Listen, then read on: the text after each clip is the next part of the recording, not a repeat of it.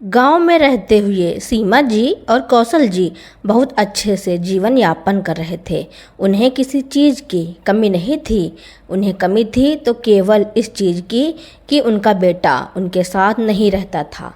जब से उसने एक लड़की से शादी की तब से उसका गांव आना भी कम हो गया। लेकिन अब कौशल जी की तबीयत खराब हो जाती थी, जिसके चलते उन्हें अपने बेटे के पास शहर में इलाज करवाने के लिए जाना था, जिस कारण वह इन दिनों अपने बेटे के घर पर ही रह रहे थे। यह बात उनकी बहुरानी को बहुत खटकती थी। सीमा जी का बेटा साहिल अपने ऑफिस के काम में इतना व्यस्त रहता था कि अपने माँ बाप से भी बात करने का वह समय नहीं निकाल पाता था। और यदि कभी सीमा जी उससे कुछ पूछना चाहें या कोई बात करना चाहें तो वह चिढ़कर जवाब देता, क्या माँ, आप तो सारा दिन घर पर खाली बैठी रहती हो, पर मेरे पास इतना समय नहीं है जिसे मैं आपके पास बर्बाद करूं। मुझे ऑफिस का भी बहुत काम करना है।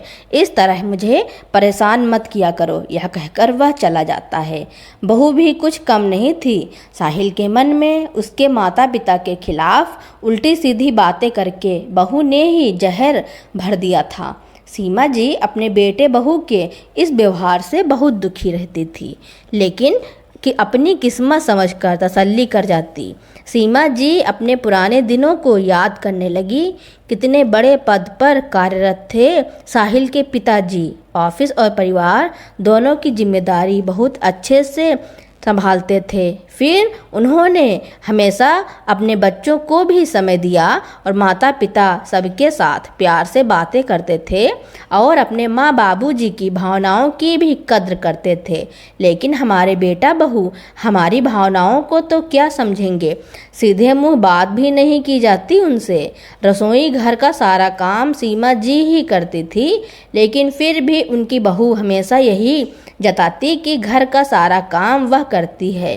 कई बार सीमा जी ने अपनी बहू को फ़ोन पर अपनी माँ से बात करते हुए सुना और बहू हमेशा यही कहते हुए कि मिलती, एक तो बच्चे की पढ़ाई है, ऊपर से घर का इतना सारा काम, और तीसरे मेरे सास ससुर मेरे सर पर आकर बैठ गए। माँ इतना भी नहीं समझते कि बेचारी अकेली जान क्या क्या करेगी। बच्चे की परीक्षा के समय भी वह अपने पति से हमेशा कहती थी कि अपने माँ बाप को उनके घर छोड़ आओ। अगर मेरे बच्चे की परीक्षा अच्छी नहीं गई तो मुझसे बुरा कोई नहीं होगा। सीमा जी सब जानती थी, लेकिन अपने पति की तबीयत देखते हुए अपने मुंह पर ताला लगाए हुए थी। यूं तो सीमा जी हर काम में बहू की मदद करती थी, लेकिन फिर भी बहू को उन्हें घर से निकलवाने का कोई न कोई बहाना चाहिए था। बात कुछ यह थी कि सीमा जी अपने पति के इलाज के लिए बहू बेटे के घर शहर में आकर रह रही थी, क्योंकि गांव में रोज रोज उनका इतनी दूर आना तो संभव नहीं था। सीमा जी को घुटनों में भी तकलीफ रहती थी, लेकिन इतना सब कुछ होने के बावजूद भी वह कभी शिकायत नहीं करती थी। कभी कभी ज़्यादा उदास हो जाती तो उनका पोती के साथ खेलने का मन करता, लेकिन इस पर बहुत चिल्ला कर बोलती है, आपकी हिम्मत कैसे हुई मेरी बेटी को हाथ लगाने की, चुपचाप अपने कमरे में ही पड़ी रहें। सीमा जी को अपना जीवन बोझ सा लग रहा था। सोचने लगी कि मेरे पति क्या बीमार पड़े, मेरे पास दो शब्द प्यार से बोलने वाला भी कोई नहीं है। सीमा जी के पति का 10 दिन के बाद ऑपरेशन होना था और सीमा जी के घुटनों में इतना ज़्यादा दर्द था कि वह ठीक से चल भी नहीं पा रही थी। आज रविवार था तो बेटा भी घर पर ही था, इसलिए सीमा जी ने बेटे को कहा, बेटा मुझे अस्पताल तक छोड़ दे, तेरे पिताजी की रिपोर्ट दिखानी है। लेकिन बेटे ने साफ इनकार कर दिया। क्या माँ, एक संडे की ही तो छुट्टी मिलती है, उसमें भी तुम परेशान करने आ जाती हो, रिक्शा करके चली जाओ। यह बोलते हुए साहिल अपने कमरे में वापस चला गया और जाकर लेट गया। जैसे ही सीमा जी दरवाजे की तरफ बढ़ रही थी, इतने में बहू की आवाज़ आई, अजी सुनते हो, मुझे गाड़ी से मॉल में छोड़ दो, बहुत तेज़ धूप है। ठीक है, तुम तैयार हो जाओ, अंदर से आवाज़ आई। यह सुनकर सीमा जी भरी आंखें लिए बाहर निकल गईं और रिक्शा ढूंढने लगी। लंगड़ा लंगड़ा कर चल रही थी तो पीछे से ही एक रिक्शा वाला आकर रुक कर बोला, माँ जी लगता है आपकी टांगों में तकलीफ है, चलिए मैं आपको छोड़ देता हूँ।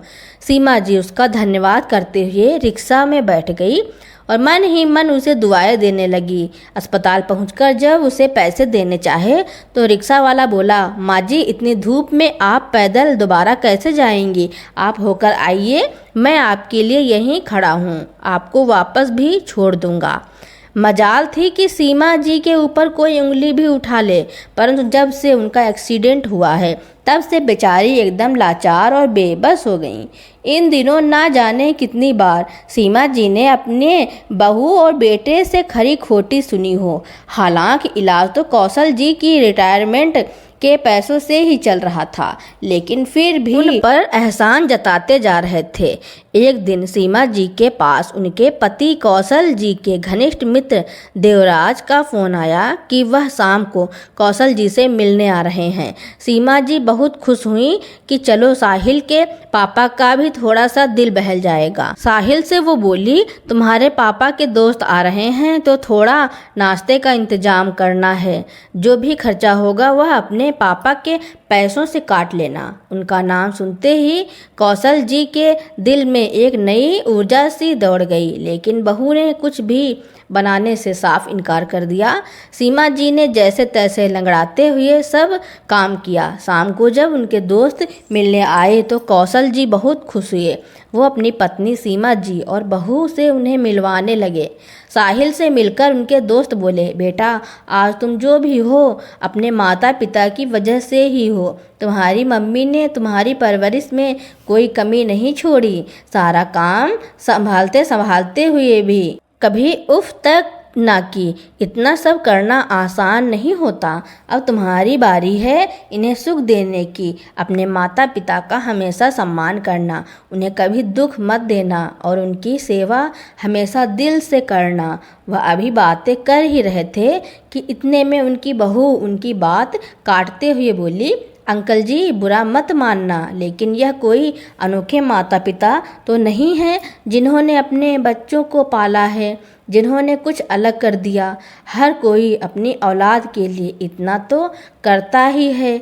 जी अंकल जी, रानी बिल्कुल सही बोल रही है, और वैसे भी हम अपनी तरफ से पूरी कोशिश कर रहे हैं अपने माता पिता को खुश रखने की। हमने उनकी सेवा में कोई कमी नहीं छोड़ी। अपने बेटे बहू की जली कटी बातें सुनकर सीमा जी की आंखों में आंसू आ गए। वह सबके सामने अपने आप को कमज़ोर साबित नहीं करना चाहती थी, इसलिए अपने पल्लू से आंसू पोंछ डाले और देवराज जी से बोली, वैसे तो साहिल हमारा बहुत ख्याल रखता है, बहुत अच्छा बेटा है और हमें किसी चीज़ की कमी नहीं होने देता। इतने में साहिल भड़कते हुए बोला, माँ प्लीज़ मेरे सामने तो अच्छा बनने का नाटक मत करो। आपने ही इनको बोला होगा मुझे यह सब कहने के लिए, और अब भोली बन रही हो। बेटा साहिल के मुंह से ऐसे कठोर शब्द सुनकर सीमा जी की आंखें आंसुओं से भर गईं। बिस्तर पर पड़े हुए कौशल जी को जैसे बहुत बड़ा धक्का लगा और वह लेटे लेटे ही बोल पड़े, देवराज जी बेटे को कितने अच्छे से पाल पोस कर जीवन कुर्बान कर दिया, वही बेटा आज अपने माता पिता की परवरिश पर सवाल कर रहा है, और वह भी अपनी पत्नी के सामने। अरे तुम्हारी पत्नी ने तो तुम्हें मोह जाल में फांस लिया है, जिसके कारण तुम्हें और कोई नज़र ही नहीं आता। उधर साहिल की बातें सुनकर रानी ऐसे खुश हो गई जैसे उसे कोई खजाना मिल गया हो। आखिर वह जो चाहती थी वही तो हो रहा था। दरअसल रानी ने चिकनी चुपड़ी बातें करके साहिल को अपने जाल में फंसा लिया था। अब तो साहिल रानी की हर बात का ख्याल रखता था। एक दिन साहिल जब ऑफिस से लौटा तो उसे अपनी तबीयत कुछ ठीक नहीं लग रही थी।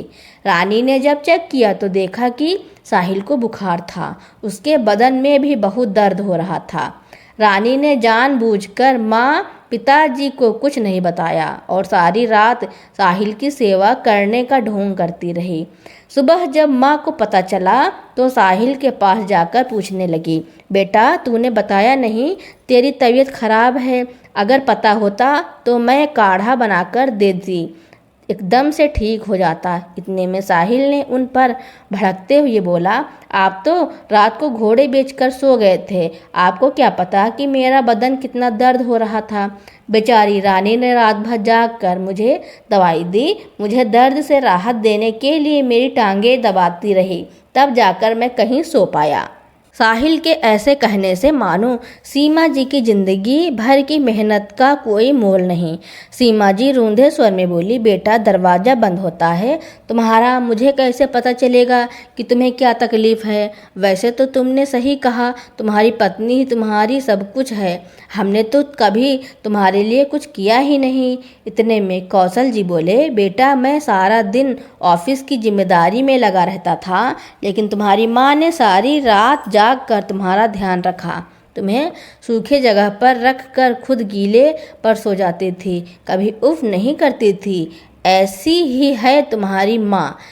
तेरे बड़े होने पर तेरे एग्जाम के समय भी जब तू डर जाता था, तेरी माँ ही तेरे साथ जागती थी, कभी तुझे चाय बना कर देती तो कभी तेरा सर दबाती। मैंने तो सिर्फ अपने पैसे खर्च किए थे, परंतु उसने तो अपना दिन का चैन और रात की नींद तुझ पर कुर्बान कर दी। और जब तूने रानी के साथ शादी करने की बात की तो सभी तेरे खिलाफ थे, लेकिन तेरी माँ हमेशा तेरे साथ खड़ी रही।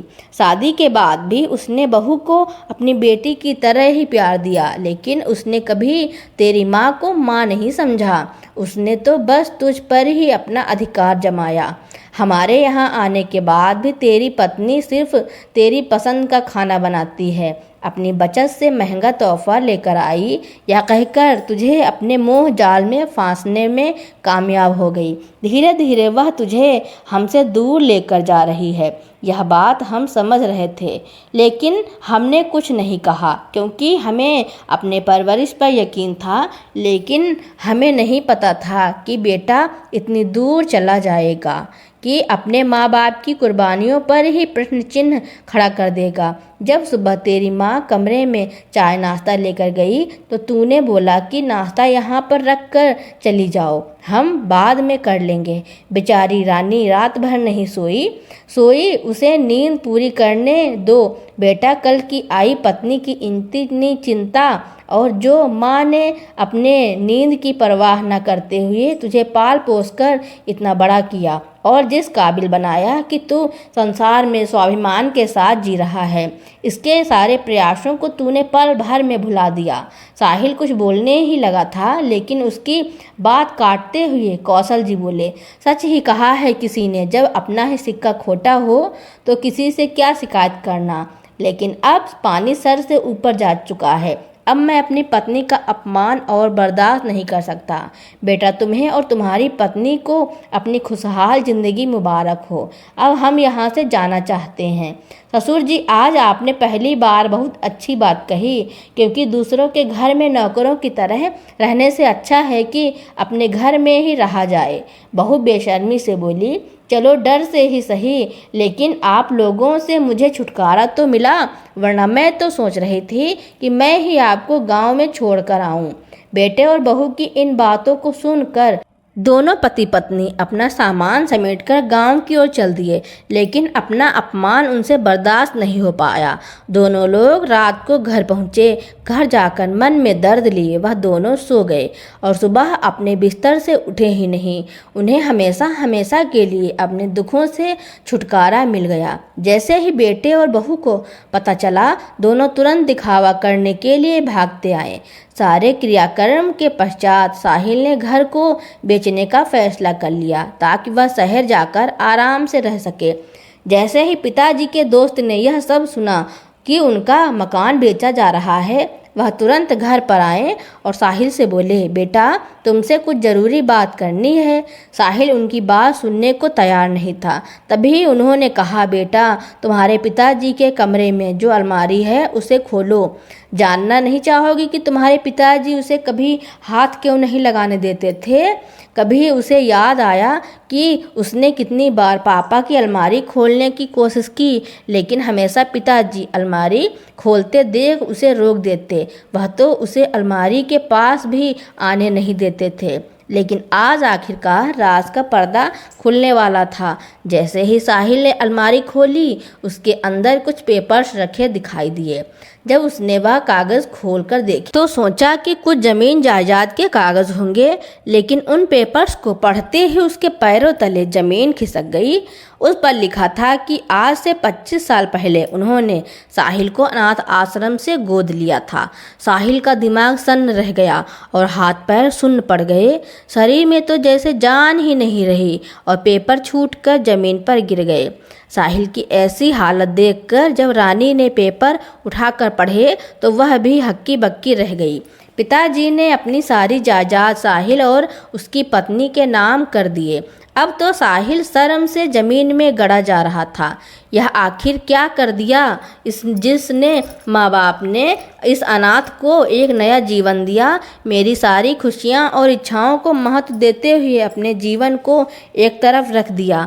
उन्हें मैं कुछ दिन अपने घर में जगह भी न दे पाया और जलील करके उन्हें वापस भेज दिया। लानत है मुझ पर, जो 2 वक्त की रोटी भी मैं इन्हें इज्जत से ना खिला सका। आज वह खुद से भी नज़र नहीं मिला पा रहा था। इन सब घटनाओं से हैरान हुई रानी थोड़ी देर के लिए तो कुछ न बोल सकी, लेकिन खुद को संभालकर साहिल से कहा कि गुनहगार तो मैं हूँ, जो उम्र भर आपके माँ बाप के खिलाफ आपके मन में जहर घोलती रही। उसकी आंखों में पछतावे के आंसू थे, लेकिन अब किया क्या जा सकता था। जब सब लोग चले गए तो वहाँ से उठकर साहिल माँ बाबूजी की तस्वीर के आगे घुटने टेक कर माफ़ी मांगने लगा। माँ बाबूजी, मुझे माफ़ कर दीजिए, हमसे बहुत बड़ा पाप हो गया है। अपने बेटे होने तक का फ़र्ज मैं नहीं निभा पाया। माँ बाबूजी की तस्वीर के आगे रोते रोते उसकी आंखें भीग गईं। अचानक उसे लगा कि किसी ने उसके सर पर हाथ फेरा और बोला कि काश तुमने हमें जीते जी यह सम्मान और थोड़ा सा प्यार दे दिया होता तो हम सुकून से मरते।